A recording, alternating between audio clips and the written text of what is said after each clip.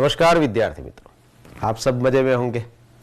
आज हम कक्षा 7 हिंदी में नई इकाई पढ़ने वाले हैं, लेकिन इस इकाई की शुरुआत करने से पहले मैं आज आपको एक बहुत ही मज़ेदार और रोचक कहानी सुनाने वाला हूं। वैसे तो आपने कई सारी कहानियां सुनी होगी और आपके स्कूल के पुस्तकालय में आपने कई सारी पुस्तकों के जरिए भी कहानियां पढ़ी होंगी। कहानी सुनाने से पहले मैं आपको एक चित्र दिखाता हूं कि यह कौन है। सोचिए जरा। हाँ, चित्र को देखकर शायद आप इनको पहचान गए हैं और इनका नाम भी आपको पता होगा। तो यह श्रवण का चित्र था। श्रवण एक मातृ पितृ भक्त संतान या पुत्र था और उसके माता पिता अंध थे और श्रवण हमेशा यह सोचता था कि मैं किस प्रकार से मेरे माँ बाप की सेवा कर सकूं। तब एक बार उन्होंने श्रवण के सामने यह बात रखी कि हमें भी यात्रा करनी है। श्रवण सोच में पड़ गया कि मैं किस प्रकार से मेरे माता पिता को यात्रा कराऊं और उसने बढ़ई के पास जाकर एक कांवर बनवाई और उसके अंदर अपने माता पिता को बिठाया और उनको अपने कंधे पर उठाकर एक यात्रा धाम से दूसरे यात्रा धाम की यात्रा करने लगा। वहां रहता था, वहां की सारी बातें बताता था और इसी प्रकार से धीरे धीरे एक जगह से दूसरी जगह पर जाते जाते एक बार वह अयोध्या के तट पर आ पहुंचा और श्रवण के माता पिता को प्यास लगी थी। तो उन्होंने बताया कि बेटा हमें पानी पीना है। तो तुरंत श्रवण ने अपने पास जो घड़ा था वह लिया और सरयू नदी में पानी भरने के लिए चला गया। उसी दौरान अयोध्या के जो राजा थे दशरथ, वह भी वहां शिकार करने आए थे। पहले आपको पता होगा कि राजा हमेशा शिकार करते थे और उनकी जो निशानेबाजी तीरंदाजी इतनी अचूक होती थी कि वह आवाज को सुनकर ही अपना निशाना लगाते थे। तो यहां पर भी ऐसा ही हुआ कि श्रवण पानी भर रहा था और जब पानी घड़े में जा रहा था तो उसकी जो आवाज आई और उस आवाज को सुनकर वहां यानी कि सामने तट पर जो राजा दशरथ थे उनको पता चला कोई प्राणी पानी पीने के लिए आया है। तो तुरंत ही उन्होंने अपना बाण चला दिया और उस बाण से श्रवण की मृत्यु हो गई। जब राजा को यह पता चला, तुरंत राजा दशरथ को भी पता चला कि भाई मुझसे यह गलत काम हो गया है। पानी का घड़ा लेकर तुरंत श्रवण के माता पिता जहां कांवर में बैठे थे वहां गए, उनको पानी पिलाने की बात कही। लेकिन माता पिता ने जब आवाज सुनी तो उनको पता चला कि ये तो श्रवण की आवाज नहीं है। तब राजा दशरथ ने बताया कि ऐसा कि मेरे हाथ से ऐसी गलती हुई है और इसके कारण आपके पुत्र की मृत्यु हुई है। और यह बात सुनकर श्रवण के माता पिता क्रोधित हो गए और उन्होंने राजा दशरथ को श्राप दे दिया। तो वहां से आगे की जो कहानी है वह भी आप जानते हैं। आज हम ऐसी ही एक कहानी जो पढ़ने वाले हैं और उसका नाम है ऐसा सच्चा हीरा। तो आइए पहले इस कहानी का श्रवण करते हैं और श्रवण करते वक्त आपको ध्यान से इस कहानी को पढ़ना भी है, सुनना भी है। तो देखते हैं इस कहानी का ये वीडियो। सूर्य अस्त हो रहा था। पक्षी चहचहाते हुए अपने अपने नीड़ की ओर जा रहे थे। गांव की कुछ स्त्रियां पानी लेने के लिए घड़े लेकर कुएं की ओर चल पड़ी। पानी भरकर कुछ स्त्रियां तो अपने घरों को लौट गई, परंतु उनमें से 4 कुएं की पक्की जगत पर बैठकर आपस में इधर उधर की बातें करने लगी। बातचीत करते करते बात बेटों पर जा पहुंची। उनमें से एक की उम्र सबसे बड़ी लग रही थी। भगवान सबको मेरे बेटे जैसा बेटा दे। मेरा बेटा लाखों में एक है। उसका कंठ बहुत मधुर है। वह बहुत अच्छा गाता है। उसके गीत को सुनकर कोयल और मैना भी चुप हो जाती हैं। लोग बड़े चाव से उसका गीत सुनते हैं। उसकी बात सुनकर दूसरी स्त्री का मन हुआ कि वह भी अपने बेटे की प्रशंसा करे। मेरे बेटे की बराबरी कोई नहीं कर सकता। वह बहुत ही शक्तिशाली और बहादुर है। वह बड़े बड़े बहादुरों को भी पछाड़ देता है। वह आधुनिक युग का भीम है। यह सब सुनकर तीसरी औरत भला कैसे चुप रहती। मेरा बेटा साक्षात बृहस्पति का अवतार है। वह जो कुछ पढ़ता है एकदम याद कर लेता है। ऐसा लगता है मानो उसके कंठ में सरस्वती का निवास हो। तीनों औरतों की बातें सुनकर चौथी स्त्री चुपचाप बैठी रही। उसने अपने बेटे के बारे में कुछ न कहा। पहली ने उसे टोका। क्यों बहन, तुम क्यों चुप हो? तुम भी तो अपने बेटे के बारे में कुछ बताओ। मैं अपने बेटे की क्या प्रशंसा करूं? वह न तो गंधर्व सा गायक है, न भीम सा बलवान, और न ही बृहस्पति सा बुद्धिमान। कुछ समय बाद जब वे सब घड़े सिर पर रखकर लौटने लगी, तभी किसी गीत का मधुर स्वर सुनाई पड़ा। सुनकर पहली स्त्री बोली, सुनो, मेरा हीरा गा रहा है। तुम लोगों ने सुना? उसका कंठ कितना मधुर है। वह लड़का गीत गाता हुआ उसी रास्ते से निकल गया। उसने अपनी मां की ओर कोई ध्यान नहीं दिया। इतने में दूसरी स्त्री का बेटा उधर से आता दिखाई दिया। दूसरी स्त्री उसे देखकर गर्व से बोली, देखो, वह मेरा लाडला बेटा आ रहा है। शक्ति और सामर्थ्य में इसकी बराबरी कौन कर सकता है?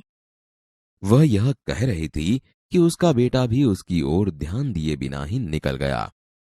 वे कुछ आगे बढ़ी तो एकाएक तीसरी स्त्री का बेटा उधर से संस्कृत के श्लोकों का पाठ करता हुआ निकला। उसके उच्चारण से ऐसा लग रहा था मानो उसके कंठ में साक्षात सरस्वती विराजमान हो। देखो, यही है मेरी गोद का हीरा। इसे कौन बृहस्पति का अवतार नहीं कहेगा? परंतु उसका बेटा भी मां की ओर देखे बिना आगे बढ़ गया। वह अभी थोड़ी ही दूर गया था कि चौथी स्त्री का बेटा भी अचानक उधर से आ निकला। वह देखने में बहुत ही सीधा सादा और सरल प्रकृति का लग रहा था। उसे देखकर चौथी स्त्री ने कहा, बहन, यही मेरा लाल है। चौथी स्त्री उसके बारे में बता ही रही थी कि उसका बेटा पास आ पहुंचा। अपनी मां को देखकर वह रुक गया और बोला, मां, लाओ मैं तुम्हारा घड़ा पहुंचा दूं। मना करने पर भी उसने मां के सिर से पानी भरा घड़ा उतारकर अपने सिर पर रखा और घर की ओर चल पड़ा। तीनों औरतें बड़े ही आश्चर्य से चौथी स्त्री के बेटे को देखती रहीं। एक वृद्ध महिला जो बहुत देर से इन औरतों के पीछे चलती हुई इनकी बातें सुन रही थी, पास आकर बोली, देखती क्या हो, यही सच्चा हीरा है। तो विद्यार्थी मित्रों, मैं मानता हूं कि आपने ध्यान से पूरी कहानी को सुना है और कहानी सुनने के बाद आपको पता भी चल गया है सच्चा हीरा कौन है, क्यों वृद्धा ने चौथा जो बच्चा था उसको ही सच्चा हीरा कहा।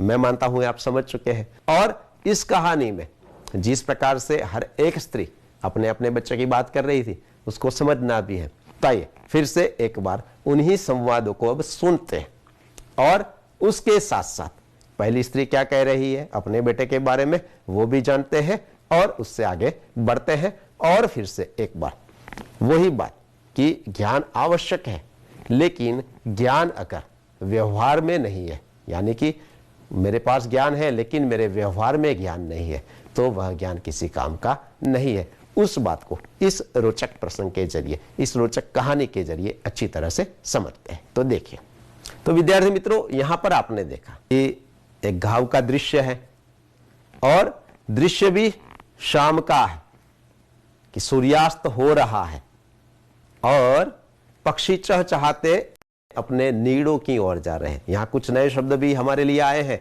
लेकिन उसका जिक्र या उसकी चर्चा हम बाद में करने वाले हैं। आपको उन शब्दों को अभी रेखांकित करके रखना है ताकि आप उनको अच्छी तरह से समझ सकें। और गांव की कुछ स्त्रियां पानी भरने के लिए कहां आ रही है? कुएं पर आ रही है। आपको तो यह मालूम होगा कि आप तो शायद आपके घर नल से पानी आता होगा, लेकिन पहले ऐसी सुविधा नहीं थी और गांव में एक कुआं होता था या 2 कुएं होते थे, और गांव की स्त्रियां वहां पर गड़े लेकर पानी भरने के लिए जाती थी, वहां इकट्ठी होती थी और सारे दिन की अपने सुख दुख की सारी बातें वहां पर करती थी। ऐसा ही एक दृश्य आपने यहां पर देखा। लेकिन यहां हमें जो बात समझनी है, कई सारी स्त्रियां पानी भरने के लिए आई तो सही, लेकिन रुकी कितनी? तो 4 स्त्री वहां पर रुक गई और अंदर अंदर बातें करने लगी, और बातें करने के लिए वह कुएं की जगत पर बैठ गई। अब कुएं की जगत, अब आप तो ये शब्द गुजराती में अगर आप जगत शब्द का प्रयोग करते हैं तो उसका अर्थ बदल जाता है, और हिंदी में जगत शब्द का अर्थ भी भिन्न है, उसकी चर्चा भी हम करने वाले हैं। यानी कि जगत का अर्थ होता है कुएं के आसपास बैठने के लिए जो जगह होती है, उसे हम कहते हैं जगत।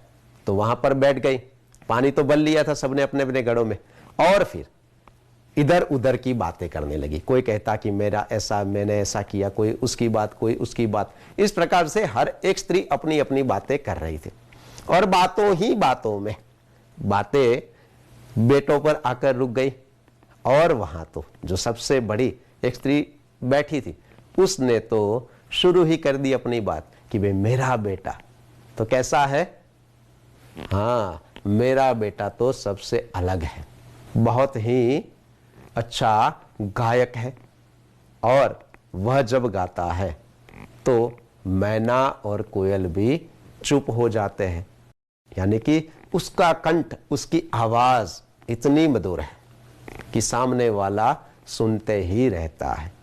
और जब एक स्त्री ने अपने बेटे की बखान की शुरुआत की, तब दूसरी स्त्री क्या बैठे ही रहती? नहीं, तब दूसरी स्त्री ने भी अपने बेटे की प्रशंसा शुरू कर दी कि तुम्हारा बेटा भले गायक हो, लेकिन मेरा बेटा तो कैसा है? भीम जैसा है, बलवान है, वह अच्छे अच्छों को पछाड़ देता है, यानी कि उसके सामने कोई भी नहीं जीत सकता। और शरीर से उसकी जो बल है, उसका जो शरीर सौष्ठव है, उसकी बात करके वह अपने बेटे की प्रशंसा करने लगी। आपने सुना भी होगा कि दूसरी स्त्री ने किस प्रकार से अपने बेटे की प्रशंसा की। आइए अब तीसरी स्त्री अपने बेटे की किस प्रकार से प्रशंसा करती है, वो भी यहां पर देख लेते हैं, क्योंकि इन बातों को हमें अच्छी तरह से समझना है। तो देखिए, अब आपने देखा कि भाई तीसरी स्त्री वह भी अपने बेटे की बखान या प्रशंसा करना शुरू उसने भी कर दिया कि तुम्हारा बेटा भले गायक हो, तुम्हारा बेटा भले पहलवान हो, लेकिन मेरा बेटा तो साक्षात बृहस्पति का अवतार है।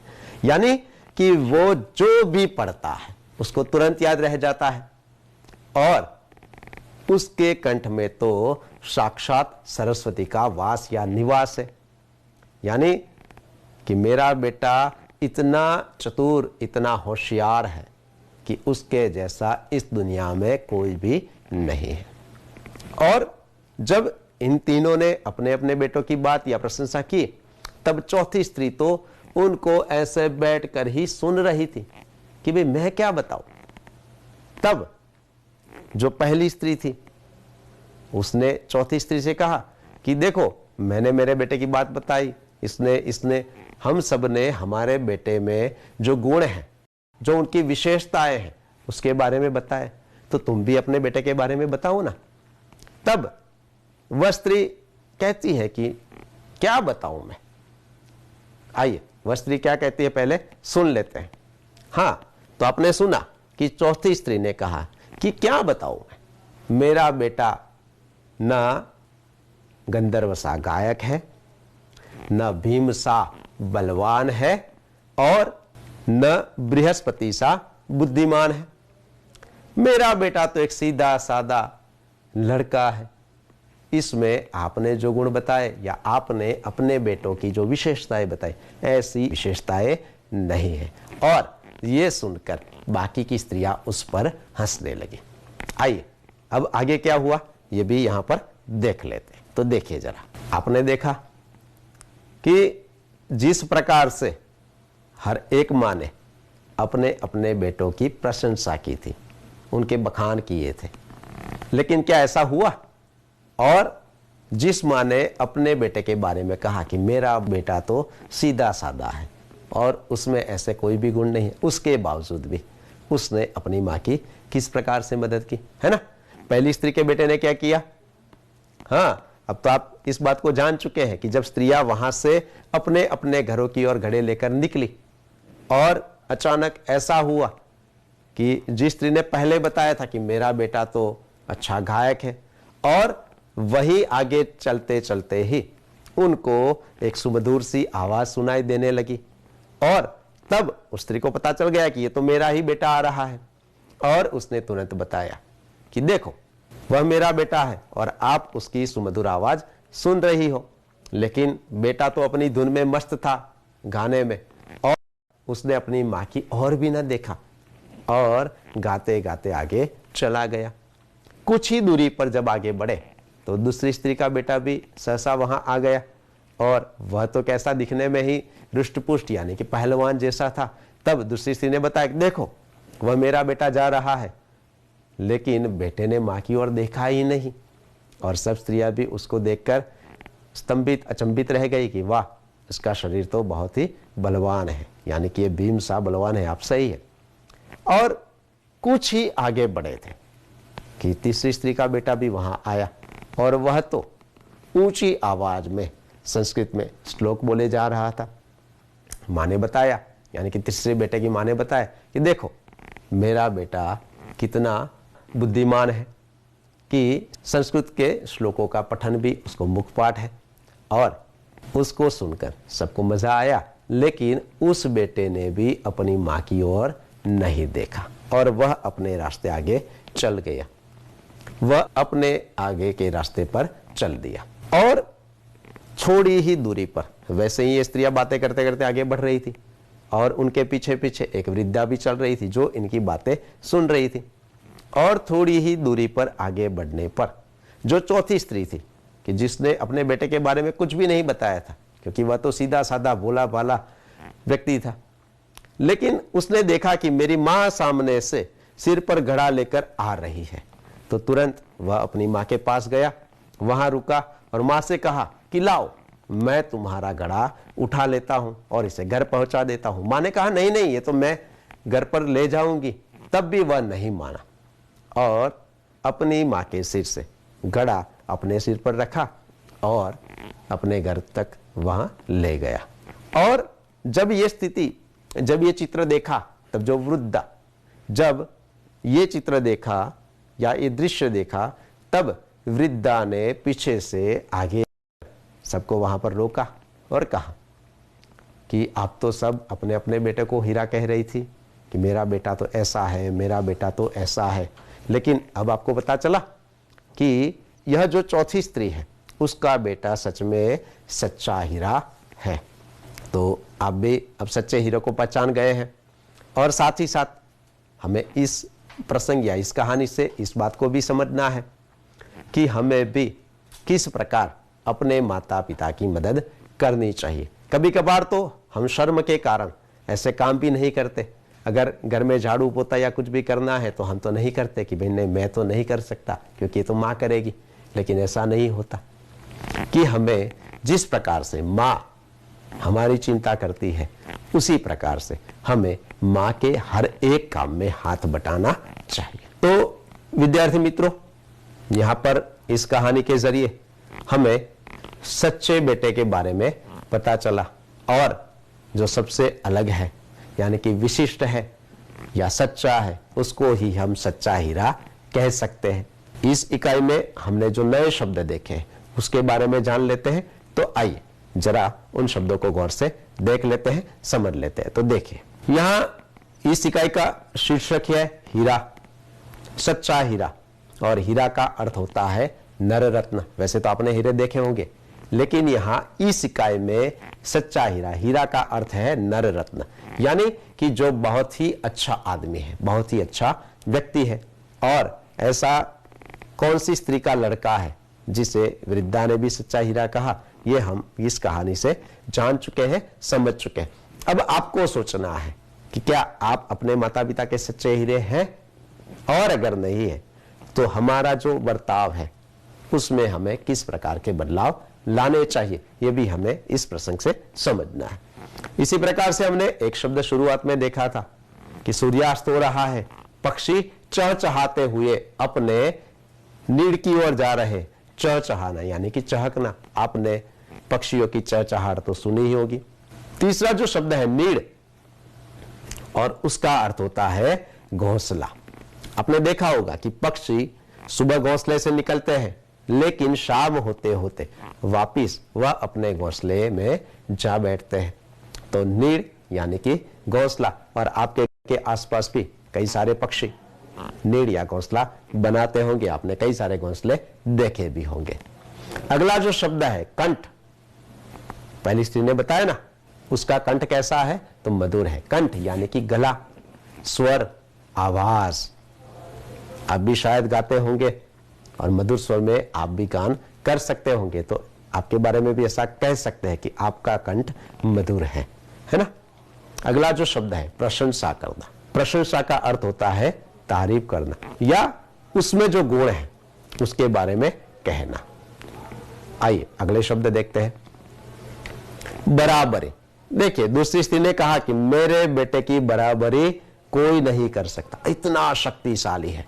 और बराबरी का अर्थ होता है तुलना, कि मेरे बेटे से कोई बराबरी नहीं कर सकता, मेरे बेटे के समान कोई है ही नहीं। अगला जो शब्द है सामर्थ्य यानी कि शक्ति, बल, योग्यता, जो दूसरी स्त्री ने अपने बेटे के बारे में बताया। अगला जो शब्द है पछाड़ना, उसने कहा ना कि वह तो भले भले को पछाड़ देता है। पछाड़ना यानी कि हराना, पटकना या गिराना। आपने कुश्ती देखी होगी तो उसमें एक व्यक्ति दूसरे व्यक्ति को पटक देता है, गिरा देता है, पछाड़ देता है। तो पछाड़ना यानी कि गिराना या हराना या पटकना। अगला जो शब्द है आधुनिक। देखिए यहां पर आपने यह शब्द भी सुना होगा कि मेरा बेटा तो आधुनिक युग का भीम है। भीम की कहानी आपने सुनी होगी, और अगर नहीं सुनी है तो महाभारत आपको जरूर सुनना चाहिए, देखना चाहिए या पढ़ना चाहिए। उसमें भीम का जो पात्र है उससे आपको जरूर अवगत होना चाहिए। तो आधुनिक यानी कि अर्वाचीन, नवीन, आज की जो स्थिति है उसके बारे में वह बात बता रही है।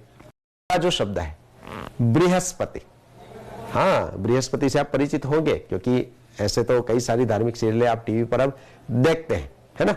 बृहस्पति यानी कि देवों के गुरु, जिन्हें हम ब्रह्मा भी कहते हैं। तो ये बृहस्पति यानी कि देवों के गुरु। अगला जो शब्द है साक्षात यानी कि सम्मुख, सामने या प्रत्यक्ष। देखिए जब सारी स्त्रियां कुएं की जगत पर बैठी थी और अपने अपने बेटों के बारे में बता रही थी, तब चौथी स्त्री को तो ऐसा ही लगता था कि इनका बेटा तो ऐसा होगा, ऐसा होगा। लेकिन क्रमशः जब एक के बाद एक हर एक स्त्री के बेटे साक्षात सामने मिलने लगे, यानी कि प्रत्यक्ष रूप से सामने आने लगे, तब पता चला कि इनकी कुछ अन्य विशेषताएं हैं, उनमें ज्ञान है, बुद्धि है, बल है। उसके बावजूद भी उसमें पुत्र का जो कर्तव्य होना चाहिए वह नहीं है ना। यानी कि साक्षात्कार होता है प्रत्यक्ष या सामने, हम सम्मुख आने पर ऐसा भी कह सकते हैं। अगला जो शब्द है निवास यानी कि घर, रहने का स्थान। टोकना, और टोकना का अर्थ होता है रोकना या पूछताछ करना। मधुर, उसका तो अर्थ आपको पता है मीठा। गर्व, और उसका अर्थ होता है अभिमान। यानी कि पहली जो 3 स्त्रियां थी उनको अपने बेटों पर गर्व था, अभिमान था। लेकिन जब चौथी स्त्री के बेटे को देखा तो उनका सारा अभिमान, सारा गर्व पिघल गया। क्योंकि जब अपने बेटों के बारे में जब भी बात करते थे तो लगता था कि मेरे बेटे जैसा कोई बेटा है ही नहीं। लेकिन चौथी स्त्री के बेटे के व्यवहार को देखकर उनको पता चला, और जब वृद्धा ने भी बताया कि देखो यही वास्तव में सच्चा हीरा है। तो गर्व, तो उसका अर्थ है अभिमान। प्रकृति, और प्रकृति का अर्थ होता है स्वभाव, कि भाई हर एक व्यक्ति का स्वभाव भिन्न होता है, और यहां पर हमें इस बात को भी समझना है। तो विद्यार्थी मित्रों, मैं मानता हूं कि इस कहानी का श्रवण करने के बाद उससे जुड़े हुए सारे प्रसंगों को, यानी कि हर एक स्त्री के अपने बेटों की प्रशंसा और चौथी स्त्री के बेटे के व्यवहार से अब आपको इतना तो पता चल गया है कि हमें किस प्रकार का बेटा बनना है। और साथ ही साथ इस इकाई में जो नए शब्द प्रयुक्त हुए हैं उनके अर्थ और उनके बारे में भी हमने यहाँ जानने का प्रयत्न किया है। तो आप इस इकाई के बारे में सारी बातें अच्छी तरह से समझ चुके हैं। धन्यवाद।